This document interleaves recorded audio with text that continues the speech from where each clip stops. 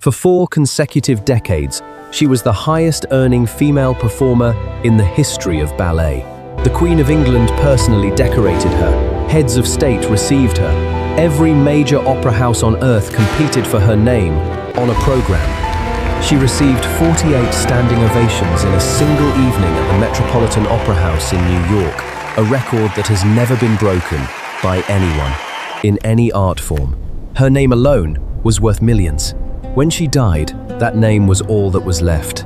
No savings, no pension, no property. Her jewelry, the diamonds accumulated across 4 decades of royal galas and diplomatic receptions, had been sold piece by piece to pay for chemotherapy. The cattle farm she had spent a decade building in Panama had been quietly leveraged against debts she had never been told about. The emergency fundraising gala staged in her honor at Covent Garden, attended by Princess Diana, Princess Margaret, and 2,000 of the most prominent people in British cultural life, raised £250,000. It was gone within months. She spent her final days in a corrugated iron farmhouse on a dirt road with no name, in western Panama, with no electricity, no running water, and no telephone. Surviving by the accounts of those who visited her, mostly on cereal. Here is what did not cause this. Not addiction, not gambling, not a lavish lifestyle that outlasted the income. The financial destruction of the most celebrated dancer of the 20th century was the result of a specific sequence of events, a domino chain that began with a glamorous marriage to a dangerous man, accelerated through an illegal arms deal involving John Wayne, detonated in a shooting on a Panama City street corner, and concluded with a secret mortgage she didn't discover until he was already dead. His name was Roberto Arias. Her name was Margot Fonteyn. This is not a story about ballet. It is a forensic account of how one man extracted every resource from the most talented woman of his generation, and how the ruin he caused accidentally produced the greatest career in the history of her art. The public saw a miracle. The private reality was cost. If you think ballet is just glamour, stay, because what's hidden behind Margot Fonteyn's velvet curtain is a master manipulator and the most perfect financial disaster of the 20th century. Her real name was Peggy Hookham. Born in Reigate in 1919, she changed her name because Peggy Hookham didn't belong on a Covent Garden program. Her mother found Fonteyn in a London telephone directory, adjusted the spelling to Fonteyn, and that became the identity under which a girl from Surrey would be recognized in every opera house on earth. That name, by the 1950s, was one of the most commercially valuable in the performing arts. What built it was not flamboyance. Her gift was harder to name and easier to feel. She seemed to deepen form from within, to discover each movement rather than execute it, as though it belonged there already. Her first professional partner, Robert Helpman, spent decades searching for the right words and eventually settled on. She had the curious quality of making you want to cry. Her performances were not only beautiful, they were inhabited. By 17, she was dancing Giselle. By 20, she was the company's undisputed principal. By 1949, the first American tour received 48 curtain calls at the Metropolitan Opera House. She was appointed Dame Commander of the Order of the British Empire in 1956. George Balanchine, the most exacting choreographic intelligence of the century, said of her, "Hands like spoons, can't dance a step," which was, as those who knew Balanchine understood, precisely how he expressed his most urgent admiration. By mid-century, she was not merely a star. She was a commercial institution. Her name on a program was a guarantee. Her image on a poster sold tickets in cities she had never visited. She was, in the language of today, an asset. The kind that companies build financial projections around. The kind that insurers calculate replacement values for. And at 35, at the absolute peak of that commercial and artistic power, she handed control of that asset to a man who would spend the rest of his life spending it down to nothing. She married Roberto Arias, and from that moment forward, every pound she earned would belong, in practice, to someone else. She had first seen him in 1937 at a party in Cambridge. Roberto Emilio Arias Tito, to everyone who knew him, 18 years old, son of a Panamanian president, studying law at St. John's College. He was performing a rumba at a party when Margot Fonteyn walked in and, by her own account, told decades later, felt something shift in her chest that she had no language for until the following morning. She woke up and stood very still in the middle of the room, then sat on the edge of the bed. Then somehow it came into my mind, she wrote, about people walking on air when they're in love. He sailed for Panama a week later without writing. She spent 16 years not quite forgetting him. When he reappeared in 1953, arriving in her New York dressing room after a Sleeping Beauty performance, now a diplomat and Panamanian delegate to the United Nations, already married with 3 children, she was not naive about what he was. The people in her life who cared about her were collectively hoping she would close the door. She didn't close the door. Arias moved through the world in a way that must have felt intoxicatingly unlike ballet. Her professional life was built on control, the known architecture of rehearsal, production, performance, tour. He belonged to a different order, charming, politically connected in ways that reached into the murkier corridors of Cold War Central America, constitutionally incapable of monogamy, and possessed of the particular ease that comes from a family that has always been powerful and has never been required to apologize for it. They married in Paris in February 1955. She wore Christian Dior. He was appointed Panama's ambassador to the court of St. James's. They hosted diplomatic dinners in Belgravia between her performances at Covent Garden. From a distance, the match looked dazzling. Up close, it demanded a kind of endurance that most people would not have sustained without breaking. This is where the word grace becomes misleading. Grace suggests ease. What she possessed, more often, was containment, the ability to hold a great deal without visibly spilling it. There were infidelities she knew about and said nothing. Humiliations she absorbed and returned to the stage. She did not resolve difficulty through explanation. She resolved it through endurance. And endurance, eventually, became destiny. But first, there was the matter of the weapons. Tito was not simply a diplomat.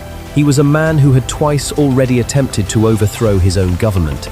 In 1959, with Fidel Castro newly in power in Cuba and the entire region tilting on its axis, he decided to try a third time. He brought his wife, a dame commander of the British Empire, a woman who had danced before the Queen, who had just appeared in a live NBC television broadcast watched by millions of Americans, was arrested on a boat loaded with illegal military weapons in the middle of an attempted armed coup against a sovereign government.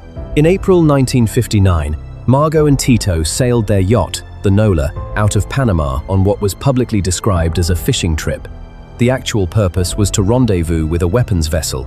The operation was funded in part by $682,850 from American actor John Wayne, approximately $7 million in today's money, routed through a front company officially registered as a shrimp business. When local fishermen spotted the transfer and alerted authorities, the entire operation collapsed within hours. British government documents, declassified in 2010, confirmed that Fonteyn was a fully informed participant and had said as much to the British ambassador during a subsequent prison visit. The Foreign Office classified her statement. She spent one night in a Panamanian jail. The warden, apparently overwhelmed by the situation, decorated her cell with roses. She was deported to New York. Photographs of a dame of the British Empire in police custody circulated from London to Buenos Aires. The ballet world held its breath. She got back on stage. She returned after embarrassment. She returned after scandal. She returned after every crisis that should have ended her public life. Work was the surface on which everything else was contained. And within 5 years, everything she had been containing would become heavier than anyone watching from the outside could see. June 8th, 1964, a street corner in a suburb of Panama City.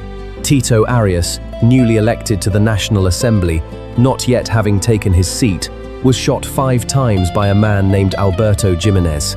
The official framing was a political dispute. What was widely understood in Panama was that Jimenez was the husband of a woman Tito was sleeping with. 5 shots, neck, shoulder, chest. He survived. The spinal cord did not. He was left a complete quadriplegic, unable to walk, unable to speak with full clarity, requiring 24-hour specialist nursing, respiratory support, physiotherapy, and continuous medical management for every function of daily life. For the rest of his life, which was 25 more years, Margot was in London when the call came. She flew to Panama that night. Within days, she arranged transportation to the National Spinal Injury Center at Stoke Mandeville Hospital, the finest spinal rehabilitation facility in the world at that time, which also made it among the most expensive places on earth to need. Then she established a schedule that continued, without significant interruption, for the next 2.5 decades. 5:30 inches the morning. Arrive at Stoke Mandeville, supervise the first therapy session, review the nursing notes from overnight. Mid-morning, take the train to London. Afternoon, rehearsal until the feet that were already showing signs of arthritis had given everything they had to give. Evening, perform for an audience of people who had no idea what was happening when the curtain came down. Night, return to the hospital. Repeat. Within 2 weeks of the shooting, she was back on stage at Covent Garden. Not because she had recovered from the shock, because she had done the mathematics, and the mathematics were unambiguous. Specialist residential care for a complete quadriplegic at Stoke Mandeville in the mid-1960s. The nursing shifts, the physiotherapy, the respiratory monitoring, the equipment. The adapted transport ran to several £1,000s per month in 1964 money. Meredith Daneman, Fonteyn's biographer, who spent a decade reconstructing the full financial picture from interviews and private correspondence, noted that the sustained cost across 25 years, adjusted for inflation, almost certainly reached into the tens of millions of pounds at current value. There was no family inheritance, no pension from the Royal Ballet, no insurance policy remotely sufficient to cover this. There was one instrument, her feet, and here is what is almost impossible to hold simultaneously with that financial reality. These were some of the most extraordinary years of her entire career. The partnership with Rudolf Nureyev, which began in 1962, when she was 42 and he was 23, was producing performances that critics are still attempting to describe with adequate precision 60 years later. He had arrived carrying everything classical form usually suppresses: speed, appetite, unpredictability, hunger. She arrived carrying authority, proportion, and a fully developed sense of what art could bear. Together, they produced not balance exactly, but tension held at a very high level. He made things riskier. She made them legible. He pushed outward. She pulled inward. He burned hotter. She gave the fire architecture. Nureyev gained refinement without losing danger. Fonteyn gained danger without losing refinement. She danced as someone who had already paid for what she knew, and audiences felt it, even if they could not name it. That the dancing was carrying more than style. It was carrying memory, pressure, survival, experience distilled into control. The 43 curtain calls for Romeo and Juliet in 1965. The title, Prima Ballerina Assoluta, bestowed by Queen Elizabeth II in 1979, a distinction held by exactly 3 dancers in the entire 20th century. The second career that should not have been possible.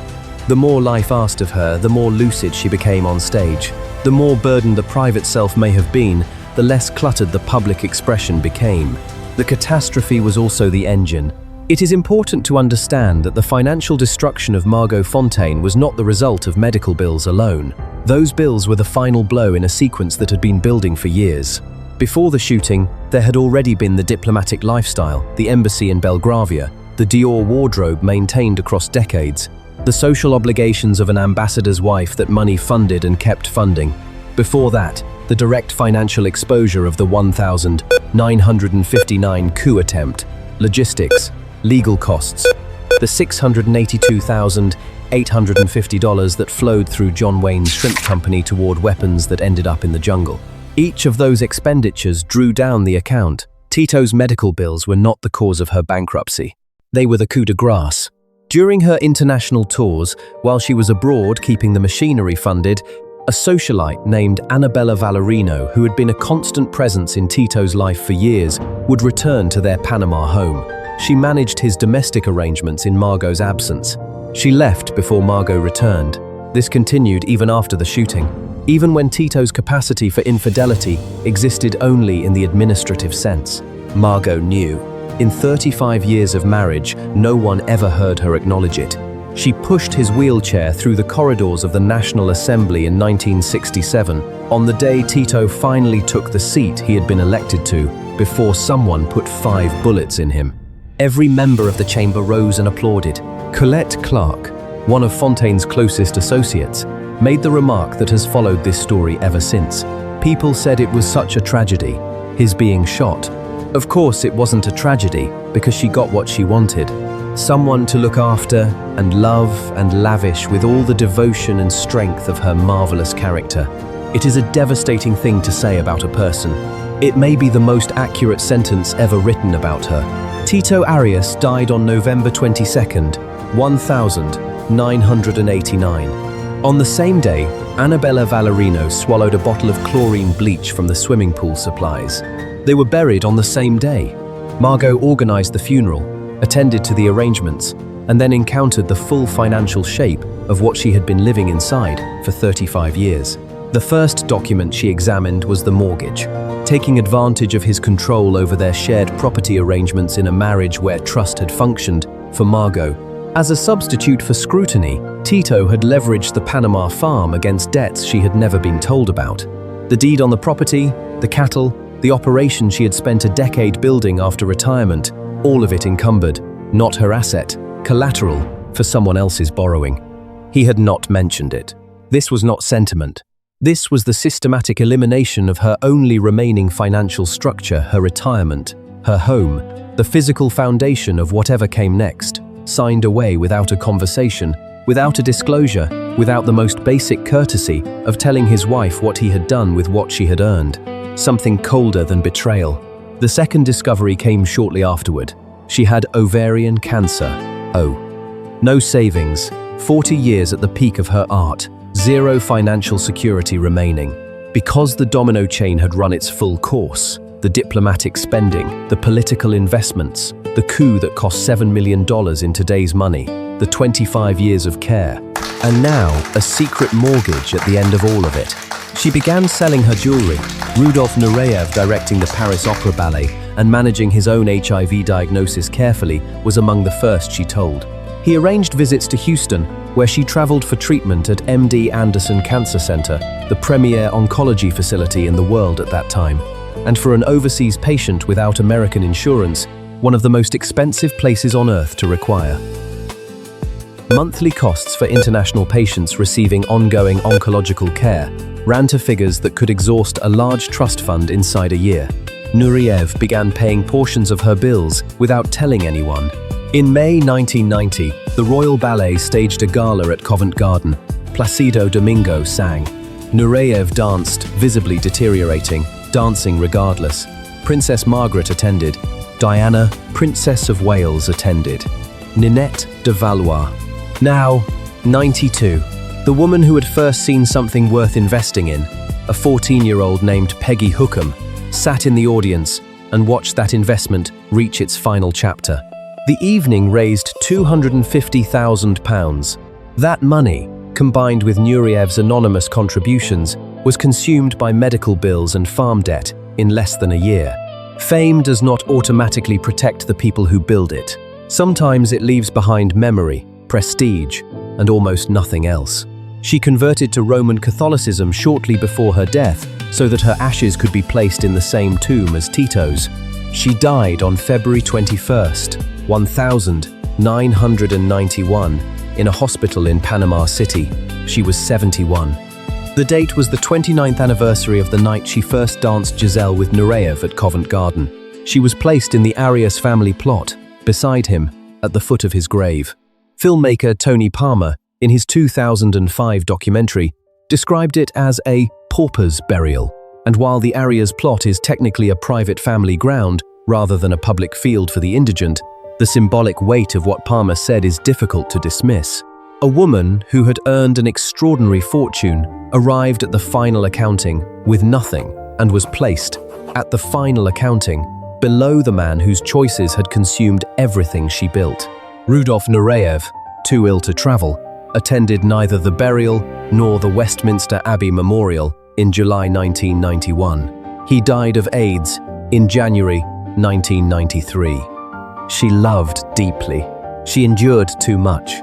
She saw more than she said, and she kept going. Not innocence, not martyrdom, continuation. Without Tito's bills, the partnership with Nureyev ends years earlier. The woman who planned to retire at 35 retires at 35. The second career, the 43 curtain calls, the night Nureyev knelt and kissed her hand, the title that only 3 women in a century were deemed worthy to hold, none of it exists. The ruination funded the genius. She gave everything she had to the stage. She gave most of everything else to a man who danced a rumba at a Cambridge party in 1937, sailed away without writing, and spent the following 3.5 decades extracting from her with a thoroughness that, when you examine the complete financial record, is almost architectural in its precision. He got the political career, he got the mortgage, signed in silence, discovered only after his death. He got the grave they share, with her placed at his feet, which she arranged herself, converted her religion for knowing everything. Many dancers are remembered for brilliance. Fonteyn is remembered for something rarer. She made endurance visible without ever letting it harden into bitterness. Not innocence, but knowledge. Not freshness, but force. Not promise, but presence. She did not simply remain visible. She altered the meaning of staying.